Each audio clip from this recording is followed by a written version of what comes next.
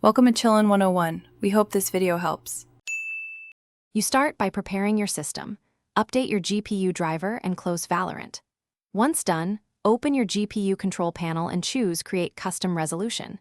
You enter the exact width and height you want, set the refresh rate to match your monitor, then test the new mode. If the test passes, save it and apply the custom resolution to your display. Make sure Windows scaling is 100% and multiple displays are disabled for a clean first run. Once the custom mode is applied in Windows, confirm the display shows the exact resolution and correct refresh rate. You may need to create or select a display profile so Windows remembers the mode. If your card supports it, use an edit override or exported profile to force the timing.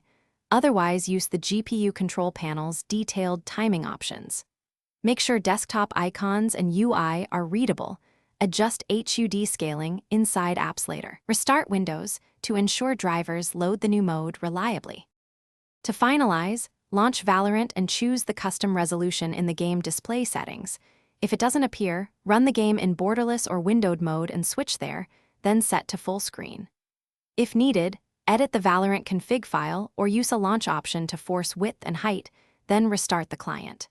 If something breaks, remove the custom resolution and revert drivers or boot safe mode to reset display settings. Key tip: always test in a non-competitive match before playing live. Thanks for watching. Consider subscribing if we helped you.